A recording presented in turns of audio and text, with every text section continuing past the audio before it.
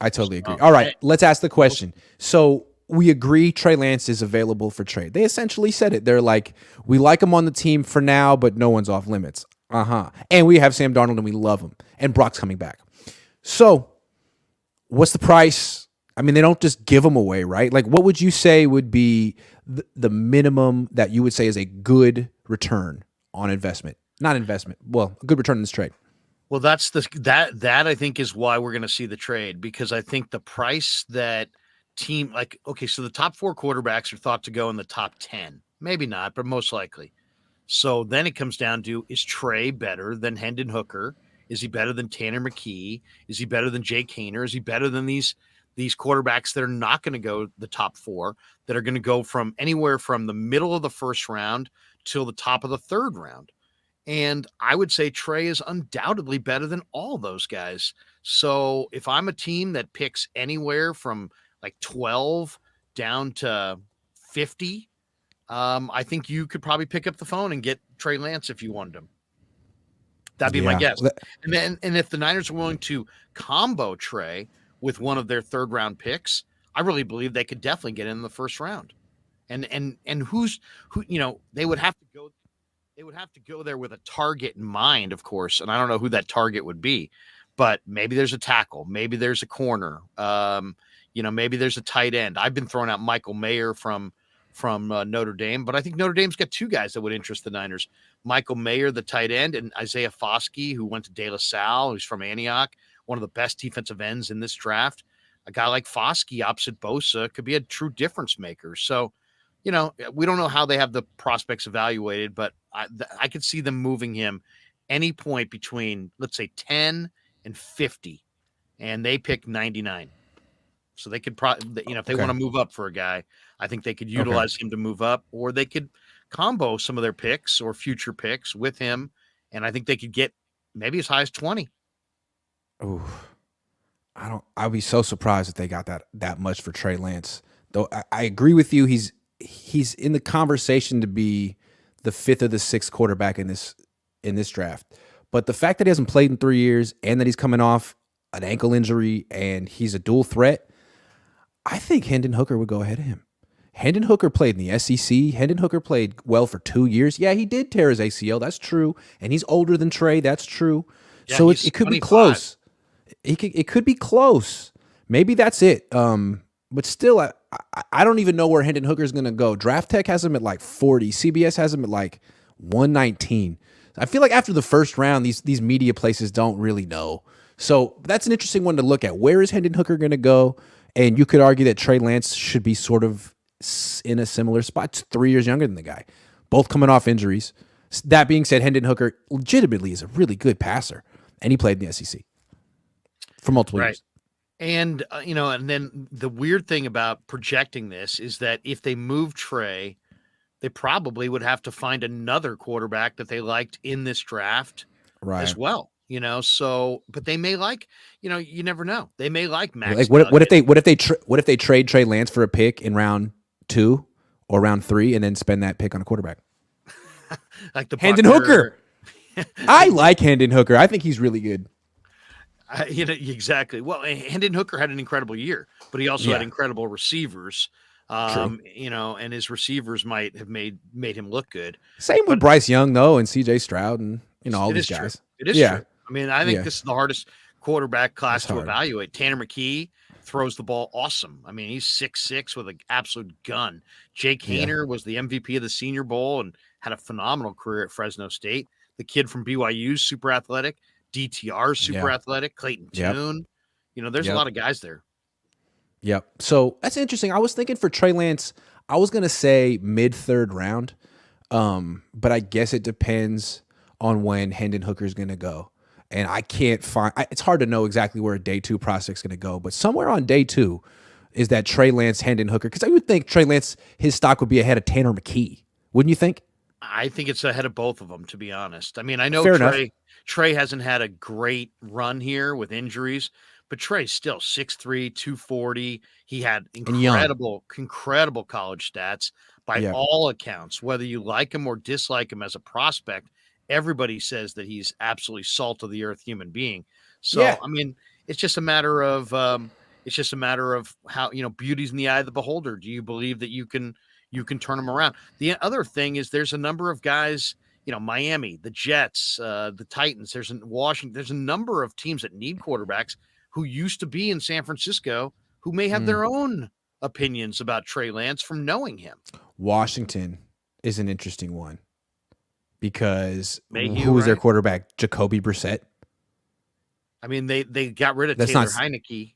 I don't know, right. Like Jacoby Brissett can't be the final solution at the quarterback Are the position. Jets getting Aaron Rodgers? And even if they get Aaron Rodgers, would they want Trey Lance? Because Aaron Rodgers is pretty much at the end. And then Robert Saleh needs to make the playoffs this year. So no. Does Miami want Skylar Thompson as their number 2 to Tua with Tua's concussions? Maybe. Wouldn't it be funny if Mike McDaniel took Trey Lance off of Kyle Shanahan's hands and showed him how to develop a quarterback? It's all right, Kyle. I can do it. He's got the. It was funny because what's funny is the Niners traded with Miami to begin with for that trade. Wouldn't it be funny if they traded him back to Miami after? I know. You can't do that, right? It's just embarrassing. Well, I mean, you're going to take a risk, but I think the story that the Niners will tell on the day they move Trey is that they could have gotten better offers elsewhere, but they did right by the kid. They did right by the kid. They did right by delivered the kid. him to a perfect spot. Shit. For him. Yeah, right. They believe in him so much because they're not a business. They're family. They're family. Yeah, yes, sure. I love that when they do that. Everyone's like, oh. Bravo! Bravo, 49er. Gigantic. I love that. Gigantic Applebee's. They're eating good in the neighborhood, Yeah, hell yeah. Steve Poon says, it's not that hard. Keep both Purdy and Lance. Be a genius like Walsh and make it work. Try to make at least one of them an MVP. Don't believe that 2 quarterbacks is no good quarterback. BS. Coaches need more blame. I'm always for blaming coaches. I'm with Steve on that. Just on principle. Blame the coach. Blame the coach. Blame the coach. That's a shirt right there. I would wear that just around town. Blame the coach. It's a lifestyle. I think Josh Wyatt. I think that's merch coming for you. Merch. Hell yeah. The cone. No, zone, merch is. I don't like merch. Merch is a waste of time. But it's fun. It was. I got to remember. I'm a journalist. Merch is a pain in the ass. I'm a journalist. I'm not. I have no business sense. I'm not an influencer. But it's fun sometimes. But essentially, Larry and I are serious journalists who are quirky sometimes when we get deep into a stream. We're opinionated. Josh Wyatt says exactly. Josh Wyatt says only thing worse than paying $27 million on the wrong quarterback is paying $27 million at running back. That's why we have 3 quarterbacks that wouldn't start for any other playoff team, and we're all pretending they have 3 quarterbacks when they have none. Boy, sometimes the truth hurts. Wow, it's true. Kyle and his dad really do value the running back position above the quarterback position. It's the truth. They love their backs. They'll commit to a running back. They'll commit to a wide receiver. They will not commit to a quarterback. You can't tie him down. Bachelors for life. They're like fantasy players. They're gonna stream their quarterback all year. Yeah. Humberto Ramirez, thank you so much for the $5. Niner Grandpa says Grant is scared to live debate. Be scared. Oh man, it's true. I've heard all about you, Niner Grandpa. You're tough. You're a heavyweight. Glass half full guy, though. I will gladly debate because he's a glass half full guy. I legitimately think Trey has not been given a true fair shot. That is true. I think the Niners are so antsy to win a Super Bowl, which is why I think they're very anxious about committing to Trey. It's true. That's the thing with Trey. It's not like Trey didn't get arrested. He didn't have like a horrendous season. The Niners just have decided that Brock is the guy. And so they're moving on from Trey. Fair enough, but they better be careful with this. They better be right. Because it seems like they're more smitten with Brock than definitively out on Trey. What did he do? He didn't do anything egregious the way I see it. I think maybe the better way to sum it up is they're all in on the present. They're not at all in on the future. Okay, fair enough. It's like somebody who gets so desperate that they're like, hey, man, you have no savings. You have no 401k. Dude, I don't care about a 401k. I'm just trying to pay the rent. They're kind of going in that mode where it's like, I don't care about the future. We just need to win today. It's true. Humberto says, breaking news. Brock said he won't throw for 3 months from Rappaport interview today. Ooh. Well, that's about, 3 months. That's July. So he'll start throwing early July. Okay. So that gives him Yeah, so that's why Kyle Shanahan would say week 4, right? So it would give him maybe till late September, early October to be fully ready. That's why Kyle would say week 4. It's Makes so sense. funny though, because to listen to Lynch, he makes it sound like all of these estimates are true guesswork, and that he could be back in 5 months, and that it may not be 6 months, and that he was very optimistic about Brock, almost seemingly, like he assumed he was going to be healthy and thought he could be back very, very soon. Where Shanahan seems to be much more like, hey, he may not ever be back. He may, you know what I mean? Or he may. Shanahan's what's like the pumping rush? the brakes.